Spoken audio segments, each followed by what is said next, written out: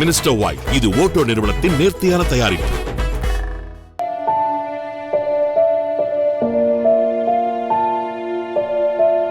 கல்லறையில் உதிர்ந்து கிடக்கும் மலர்கள் கூட வருத்தத்தில் வாடி கிடக்கின்றன. பிஞ்சு குழந்தைக்காக முகம் தெரியாத எண்ணற்றவர்கள் வடித்த கண்ணீரால் நனைந்து கிடக்கிறது இந்த இடம்.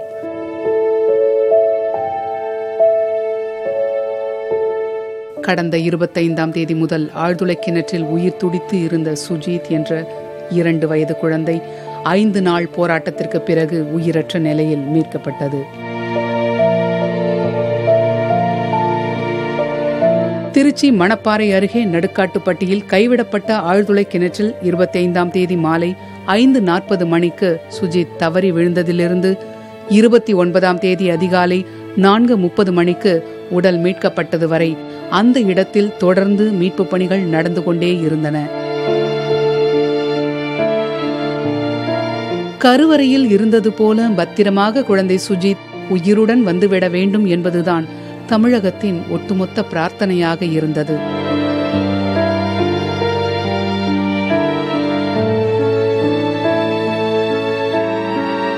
மீட்பு பணியில் என்னென்ன நடந்தது என்பதை விரிவாக பார்க்கலாம்.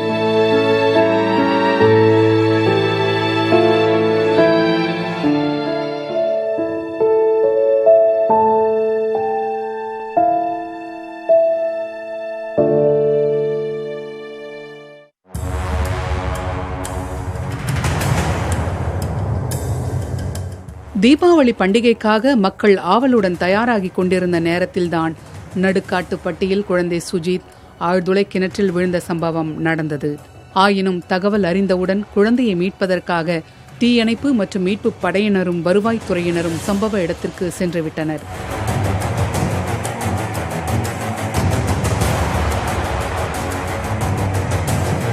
குழந்தையை மீட்கும் முயற்சியில் உதவுவதற்காக சிலர் தாங்களாகவே ஆர்வத்துடன் முன்வந்தனர்.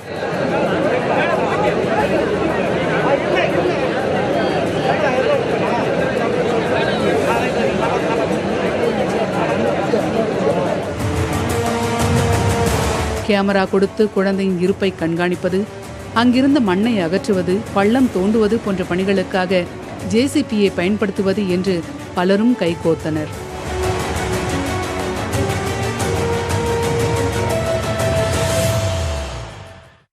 பசங்க ஃபோன் பண்ணி சொன்னாங்க, இந்த மாதிரி குழந்தை போரில் விழுந்துச்சுன்னு சொன்னாங்க. நான் வெளியே கொஞ்சம் லாங்கில் இருந்தேன். அப்போ பைக் எடுத்துகிட்டு வந்து கேமரா எடுத்துகிட்டு வந்து பார்த்தேன், குழந்தை மேலே கையை எப்படி வச்சு பிடிக்க இருந்துச்சு. சரின்ட்டு நான் இங்கே டீம்காரங்க திருச்சியிலலாம் இருந்தாங்க, அவங்களுக்குலாம் ஃபோன் பண்ணி சொன்னேன். அவங்களும் வந்துட்டாங்க. நான் கேமரா எடுத்துகிட்டு வந்து கொஞ்ச நேரம் பார்த்துட்டு இருந்தேன். அவங்களும் வந்துட்டாங்க, டூல்ஸ்லாம் எடுத்துகிட்டு வந்தாங்க. நாங்களும் முடிஞ்ச வரைக்கும் ட்ரை பண்ணோம் பிடிக்கிறதுக்கு. அமைச்சர் எல்லா பர்மிஷனும் கொடுத்தாரு. கலெக்டர் சார், அமைச்சர் எல்லாருமே ஃபுல்லாக பர்மிஷன் கொடுத்தாங்க. லாக் பண்ணி கையை லாக் பண்ணி இப்படி இருந்த கையை லாக் பண்ணி பிடிக்கிற எடுக்கிற மாதிரியா நிறையா வகையில் ட்ரை பண்ணேன். அது அப்படியே நண்டு இப்போ கீழமாக தான் போயிட்டு இருந்துச்சு. இப்போ நிற்கவே இல்லை. குழந்தை சின்ன குழந்தையா இருக்கவும் நாங்களும் முடிஞ்ச வரைக்கும் ட்ரை பண்ணி பார்த்தோம். போகிற விட்டு எங்கிட்டுமே போகலாம், அங்கேயே தான் இருந்துக்கிட்டு அப்படி இருந்தாங்க. நான் அது யாருமே அதை பற்றி கேட்கவே இல்லை. எப்படியா ஒரு உசுரம் மிக்கணும், அவ்வளோதானே நம்மளோட ஆசை. ஆமாம், அங்கேயே இருந்து போலீஸ்கார கூட கொஞ்ச நேரம் போய் தூங்க ஆளுகளை மாற்றிட்டு கூட சொன்னாங்க. சார்ன்ட்டு அங்கேயே தான் இருந்தேன், பார்த்துக்கிட்டே தான் இருந்தேன். நாங்கள் மணப்பாறையில் இருக்கோம், எங்கள் ஊர் பக்கத்தில் லோக்கலு. இந்த மாதிரி குழந்தை உள்ள கீழே வந்துருச்சுனோடனே நாங்கள் வந்து பார்த்துட்டு கிட்டாச்சி அரேஞ்ச் பண்ண சொன்னாங்க. கிட்டாச்சி பார்த்தோம். அதுக்கப்புறம் ஜேசிபி எடுத்துகிட்டு வந்தோம். அன்னையிலேருந்து இங்கே தான் வேலை பார்த்துட்ருக்கோம். நாங்களும் முடிஞ்ச வரைக்கும் இங்கே கிட்டே பக்கத்துலேயே தான் இருந்தோம். நாங்கள் மழை வெயில் எப்போதுமே இங்கேயே தான் நனைஞ்சிக்கிட்டு இங்கேயே தான் இருந்தோம் வண்டியிலேயே. இந்த வண்டி இங்கேயே மட்டும் தான் நான் ஓட்டிக்கிட்டு இருந்தேன். நான் அன்னையிலேருந்து நான் வீட்டுக்கே போகல, வண்டியிலே இங்கேயே தான் இருக்கேன். எனக்கு முழுக்க நம்பிக்கை இருந்துச்சு, காப்பாற்றிடலான்ட்டு தான். ஒரு வண்டிக்கு 2 வண்டி கொண்டு வந்தாங்க, காப்பாற்ற முடியல. எங்களுக்கு ரொம்ப வருத்தமாக தான் இருக்குது. நாங்கள் வேலைக்காக வரல, ஒரு காப்பாற்றணுங்கிறதுக்காக தான் வந்தோம், வேலைக்காக நாங்கள் வரல. நாங்கள் ஏற்கனவே செஞ்சு வச்ச டூல்ஸ்லாம் எங்கள் இந்த போர் வேலைக்கு நாங்கள் யூஸ் பண்ணிக்கிட்டோம். அந்த டூல்ஸ் ஏற்கனவே இருந்த டூல்ஸ்லாம் இருந்துச்சுன்னா என்னது இந்த குழந்தைய தூக்கியிருக்கலாம். இப்போ முன்னாடி உள்ள டூல்ஸ் இல்லாதனால இப்போ அந்த போரை லாக் பண்ணியிருக்காங்க. போரை லாக் பண்ணிட்டேன்னு சொன்னாங்க. இந்த மாதிரி தப்பு எதுவும் நடக்காதுன்னு சொன்னாங்க. என்ன மாதிரியான டூல்ஸ் வச்சுருந்தீங்க? அந்த ஹேண்டை மட்டும் அந்த லப்பர் மூலியமாக வச்சு ஹேண்டை மட்டும் பிடிக்கிற மாதிரி, க்ரிப்பாக பிடிச்சிக்கிச்சுன்னா விடாது, ரிட்டனு அசைக்கி தூக்குவாங்க, அந்த மாதிரி ஹேண்டு. இப்போ அதெல்லாம் இல்லையா? இப்போ அது வந்து நாங்கள் போர் வேலைக்கு யூஸ் பண்ணிக்கிட்டோம், பைப்பு தூக்கன்ட்டு. முன்னாடி யூஸ் பண்ணிக்கிட்டு இருந்தோம். இப்போ அந்த ரிஸ்க்கும் அந்த ஒரு 5 வருஷமாக அந்த மாதிரி அந்த இது அதுக்கும் இதுக்கும் வேலையே இல்லைன்ட்டு நாங்கள் அப்படியே போர் வேலைக்கு யூஸ் பண்ணிக்கிட்டோம். அந்த கருவி அவ்வளோதான். அது கார் இங்கே இண்டிகான்னு கார் இருக்குது, பிளாக் அண்ட் ஒயிட் கார். அந்த காரில் தான் எல்லா டூல்ஸும் இருக்கும். அது மேக்ஸிமம் நாங்கள் அந்த கார் வீட்டில் இருந்தோம்னா அந்த கார் எடுத்துகிட்டு வருவோம். அந்த கார் இப்போ மைலேஜ் தரலன்ட்டு நாங்கள் இந்த கார் வேறு கார் எடுத்துகிட்டு வந்துட்டோம். சரியான டூல்ஸ் இல்லை, சரியான டூல்ஸ் இல்லை. எல்லாமே இங்கே வேலையும் செய்ய முடியல. மைண்டு அங்கே டேனியலுங்கிறவங்களுக்கு மைண்ட் அப்செட் ஆயிடுது. எல்லாம் சுற்றிலும் கூட்டமாக நிற்கிறது, பேசிக்கிட்டு நோயின்ட்டு இருக்கிறதுலாம் அவருக்கு பிடிக்காது. மைண்டு வேறு இதுக்கு போயிடும்.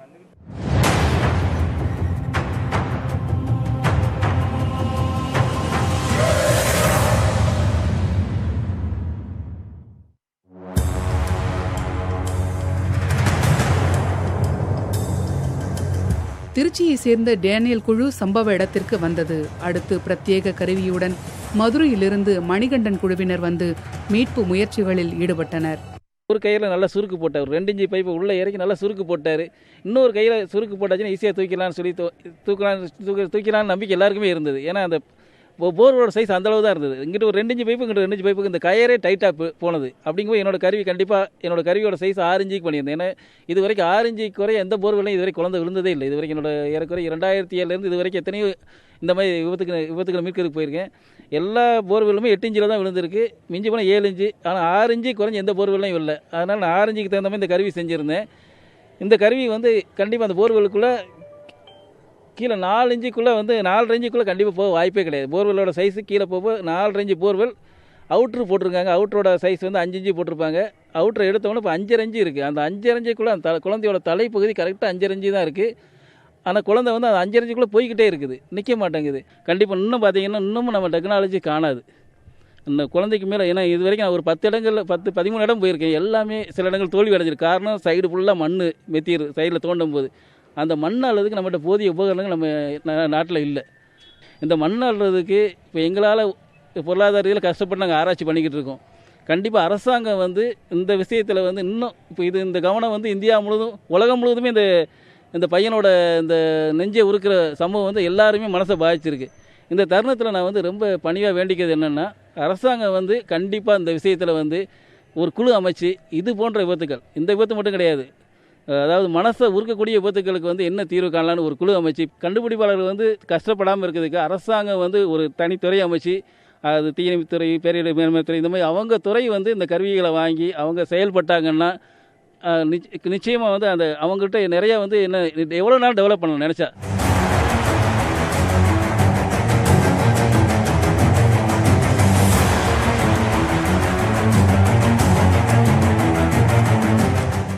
இதேபோல கோவையிலிருந்து பேராசிரியர் ஸ்ரீதர் தலைமையிலான குழு, மணப்பாறையிலிருந்து ரூபன், நாமக்கல்லிலிருந்து வெங்கடேசன் ஆகியோர் தலைமையிலான குழுக்களும் மீட்பு முயற்சிகளில் பங்கேற்றன.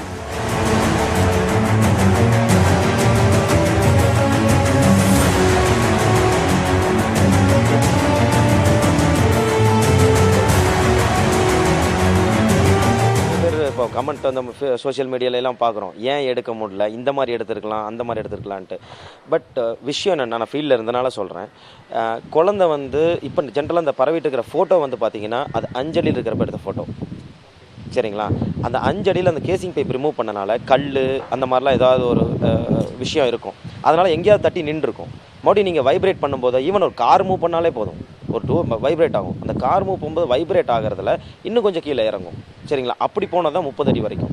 ஸோ அந்த மாதிரி வைப்ரேட் ஆகி கீழே போகிறப்போ எங்கேயாவது போய் லாக் ஆகிடும். எகெயின் ஏதாவது கல் இருக்கும், அந்த மாதிரி கொஞ்சம் டைட்டாக லாக் ஆகிடும். இந்த குழந்தையோட பொசிஷன் பார்த்திங்கன்னா கை 2 மேலே, தலை அதுக்கு இடையில இருந்தது. கம்ப்ளீட்டாக பாடி அந்த 4.5 இன்ச்சஸில் கம்ப்ளீட்டாக ஜாம் பேக் ஆகிடுச்சு. நாட் ஈவன் ½ இன்ச்சு கூட நம்மளுக்கு ஸ்பேஸ், ½ இன்ச் இருந்தால் கூட நம்ம எதாவது பண்ணலாம், ஒரு ஹோஸ் மூலிமா வேறு ஏதாவது அனுப்பிச்சோ கூட பண்ணலாம். பட் ½ இன்ச்சு கூட அங்கே ஸ்பேஸ் இல்லை. ஸ்பேஸ் இருந்திருந்தா we could have tried. So that is the problem. ஏன்னா உங்களுக்கு ஸ்பேஸ் கிடையாது, வேறு ஆப்ஷனே இல்லை. அப்படிங்கிறப்ப தான் ப்ராப்ளம். இப்போ நிறைய பேர் சொல்கிறாங்க ஆள் உள்ளே போய் கூட திருப்பி தலைகளை கட்டியிருக்கலாம். அது இட்ஸ் நாட் பாசிபிள் ஹியர். ஏன்னா வந்து பார்த்தவங்க தான் தெரிஞ்சிருக்கும் அந்த ஹோல்ஸோட சைஸ் என்ன, டயமீட்டர் என்ன அப்படின்ட்டு. இங்கே வந்து பார்த்தோம்னா அந்த சைஸில் ஒரு ஆள் உள்ளே போக முடியாது, ஒரு ஆள் உள்ளே போய் எல்லாம் எடுத்துகிட்டு வர முடியாது. இங்கே வந்து ஈவன் நீங்கள் எக்யூப்மெண்ட் அனுப்புறதே 10 சென்டிமீட்டருக்கு மேலே இருக்கக்கூடாது. அதர்வைஸ் சைடில் எங்கேயாவது முட்டுச்சுன்னா அந்த மண் உள்ளே போய் மறுபடியும் அந்த குழந்தைய பாதிச்சிடும். ஸோ இதுதான் விஷயம். அவங்க எல்லாமே நாங்கள் என்னென்ன கொண்டு வந்திருக்கோம். அதுக்கு நாங்கள் ஃபஸ்ட் டைம் கொண்டு போனதோட செகண்ட் டைம் நாங்கள் போகும்போது ஒரு 6 விதமான டூல் ரெடி பண்ணி வந்தோம்.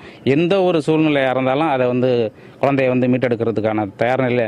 மண்ணை தூந்திருந்தால் அதை மண்ணை ரிமூவ் பண்ணுறதுக்கான வேக்யூம் சிஸ்டம் அதை ரெடி பண்ணி கொண்டு போயிருந்தோம். அதுக்கு பிறகு குழந்தையோட கையை தூக்கிட்டு கயிறு சுருக்கு போடுறதுக்கு ஒரு சிஸ்டம் கொண்டு போயிருந்தேன். அது இல்லாமல் குழந்தைய கீழே இறங்க விடாமல் கீழே லாக் பண்ணி தூக்குறதுக்கான ஒரு இதில் முயற்சியில் கொண்டு போயிருந்தேன். அதை தவிர்த்து அங்கே உள்ள அந்த சுச்சுவேஷனுக்கு என்னென்ன பொருள்கள் நமக்கு தேவையோ அதை உடனடியாக நம்ம தயார் பண்ணி அதை மீட்டெடுக்கிறதுக்கான முயற்சி என்ன தேவையோ அதுக்கான மெட்டீரியல் எல்லாமே நம்ம தயார் நிலையில் கொண்டு போயிருந்தோம். அதற்கான ஒரு சூழ்நிலை நம்ம கடவுள் அமைச்சு கொடுக்கல. அந்த அதிகாரிகள் எல்லாமே கொடுத்தாங்க. அது அதிகாரிகளுக்கும் கடவுள் பண்ணிட்டாங்க. ஆலோசனை நிறையா கேட்டாங்க, சொன்னால் சிறப்பாக இருக்குது. ஒரு ஒர்க்கு நடந்துக்கிட்டு இருக்கு. அது முடிஞ்ச உடனே அது எப்படின்னு பார்த்துட்டு நம்ம அதுக்கான முயற்சி எடுப்போம் அப்படின்னு சொல்லியிருந்தாங்க. அது கடைசியில் குழந்தை பார்த்தீங்கன்னாக்க நமக்கு ஒரு பேர் அதிர்ச்சியான ஒரு செய்தியில் வந்துடுச்சு. அந்த நீங்காச வடுவாக இருக்குது என்னோட மனநிலை. அதுக்கு ஆறுதல் சொல்ல முடியலை, என்னால் ஆறுதல் பண்ணிக்கிற முடியலை. அதுக்கு நான் ரொம்ப கவலைப்படுறேன். யாரெல்லாம் விருப்பம் இருக்கோ அவங்க எல்லாத்தையுமே கூப்பிட்டு வச்சு ஒவ்வொருத்தருடைய ஐடியாஸையும் கேட்டு அதில் பெட்டர் எதுவோ அல்லது இதுவெல்லாம் ஒருங்கிணைத்து இப்போ எனக்கு ஒரு ஐடியா இருக்குது, இன்னொருத்தருக்கு ஒரு ஐடியா இருக்குது, இது எல்லாமே மெர்ஜ் பண்ணி ஒரு புதிய நவீனத்தை கூட நம்ம வடிவமைச்சு தயாரிக்க முடியுமா அப்படின்ற மாதிரியான ஒரு கான்செப்டை கூட எடுக்கலாம். அல்லது பர்டிகுலராக இப்போ என்னோட எக்யூப்மெண்ட் ஐஐடியில் சர்டிஃபைடாக இருக்குது, அந்த அளவுக்கு தரமானதாக இருக்குது அப்படின்னா அந்த எக்யூப்மெண்ட்டில் இன்னும் சில ஏதாவது மேம்படுத்த முடியுமா அப்படின்னு சொல்லி பார்த்து மேம்படுத்தி இந்த கருவியெல்லாம் வாங்கி உபயோகப்படுத்தினா கண்டிப்பாக இது போன்ற உயிரிழப்புகளை கண்டிப்பாக தவிர்க்க வாய்ப்புகள் உள்ளது.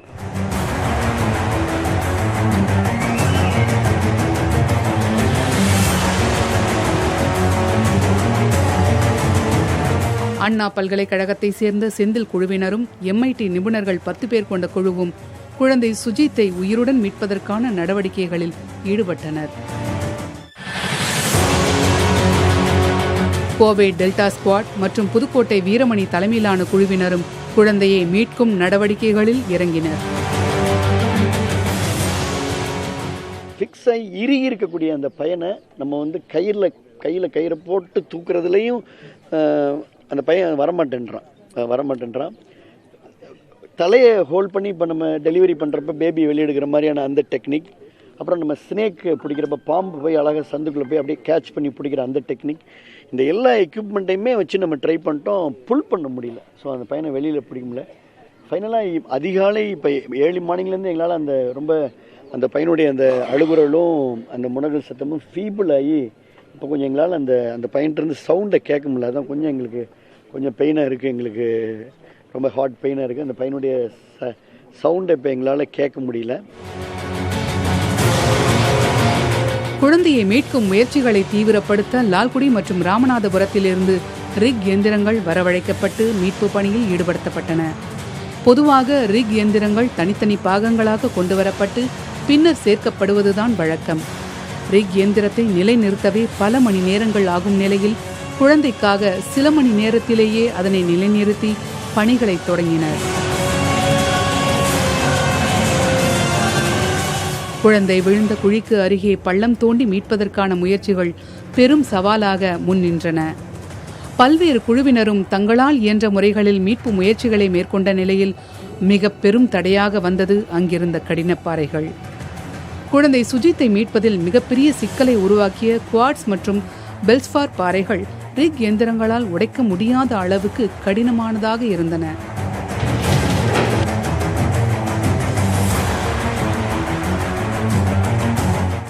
ஜியாலஜிஸ்ட்னா நம்மளோட இந்த ஃபீல்டில் மண்ணோட லெவல் பார்க்கும்போது குவாட்ஸும் ஃபெல்ஸ்பார் அப்படிங்கிற பாறை கீழே இருக்குது.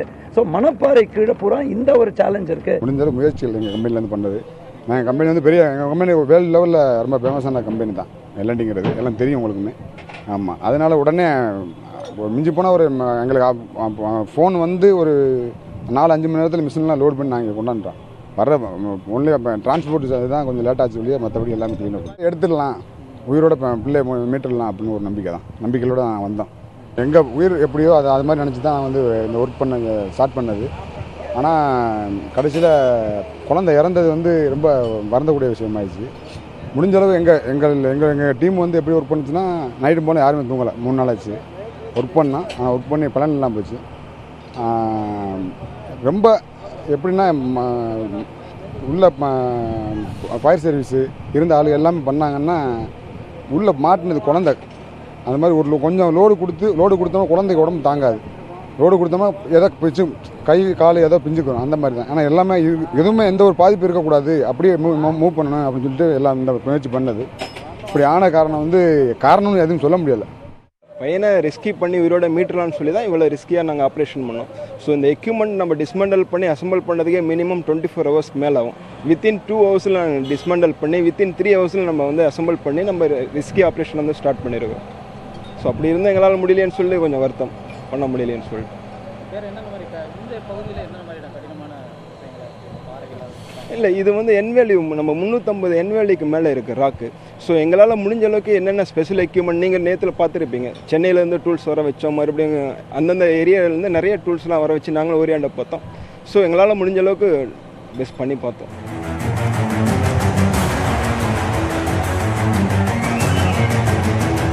குழந்தை விழுந்த நேரத்தில் நடுக்காட்டு பட்டியில் தொடங்கிய மீட்பு முயற்சிகள் இறுதி நொடி வரை இடைவிடாமல் இரவும் பகலுமாக நீடித்தன.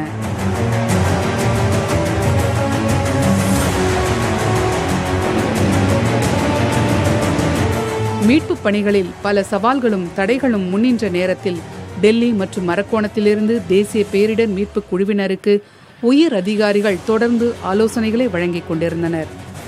சம்பவ இடத்தில் தீயணைப்பு படை டிஜிபி காந்திராஜன் நேரில் ஆய்வு செய்து வீரர்களுக்கு தேவையான ஆலோசனைகளை வழங்கினார்.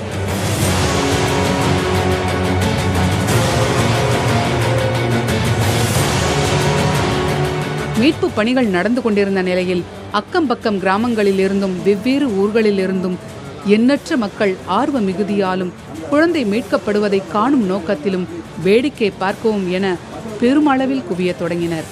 ஒரு கட்டத்தில் அவர்களை கட்டுப்படுத்துவதே காவல்துறைக்கு மிகப்பெரிய சவாலாக மாறிப்போனது. இதன் காரணமாக காவல்துறையினர் நடுக்காட்டுப்பட்டிக்கு வரவிடாமல் வழியிலேயே அவர்களை தடுத்து நிறுத்தி திருப்பி அனுப்பும் நிலையும் வந்தது. அப்படியும் பலர் வாகனங்களை நிறுத்திவிட்டு கிலோமீட்டர் கணக்கில் நடந்து வந்து சம்பவ இடத்தை அடைந்தனர். கூட்டத்தை சரி செய்யவும் சம்பவ இடத்தில் நிலைமையை கட்டுக்குள் வைப்பதிலும் காவல்துறையின் பங்கு மிகவும் முக்கியத்துவம் வாய்ந்ததாக இருந்தது.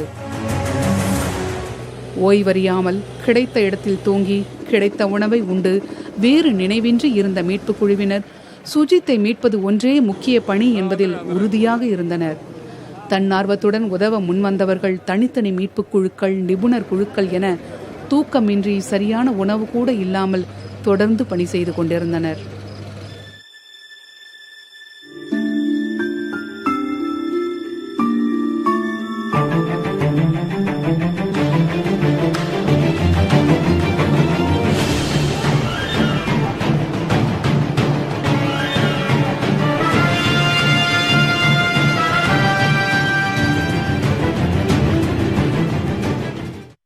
தீயணைப்பு மற்றும் மீட்புத் துறையினர் 200 பேரும், காவல்துறையினர் 200 பேரும், வருவாய்த்துறையினர் 65 பேரும் மீட்பு பணியில் ஈடுபடுத்தப்பட்டனர். மாநில பேரிடர் மீட்புப் படை, தேசிய பேரிடர் மீட்புப் படைகளை சேர்ந்த 70 பேர் களப்பணியில் இணைந்திருந்தனர். குழந்தை சுஜித்தை மீட்கும் பணிகளில் 550க்கும் அதிகமானோர் ஈடுபட்டனர். இது தவிர முதலமைச்சர் உத்தரவின் பேரில் அமைச்சர்கள் விஜயபாஸ்கர், வெல்லமண்டி நடராஜன், வளர்மதி ஆகியோரும், திருச்சி மாவட்ட ஆட்சியர் சிவராசு, பேரிடர் நிர்வாக ஆணையர் ராதாகிருஷ்ணன் உள்ளிட்டோரும், காவல்துறை உயர் அதிகாரிகளும் தொடர்ந்து கண்காணித்து பணிகளை துரிதப்படுத்திக் கொண்டிருந்தனர்.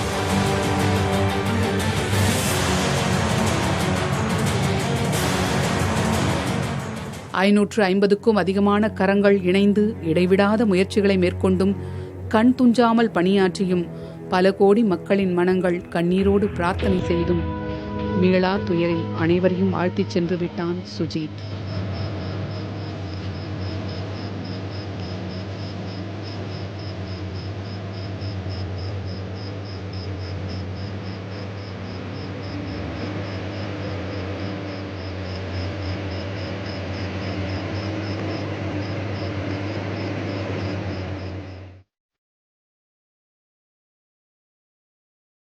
பலரும் வேதனையுடன் பகிர்வதைப் போல சிறிய சவப்பெட்டிதான் அனைவரின் மனங்களிலும் மிகப்பெரிய பாரத்தை உண்டாக்கிச் சென்றுவிட்டது.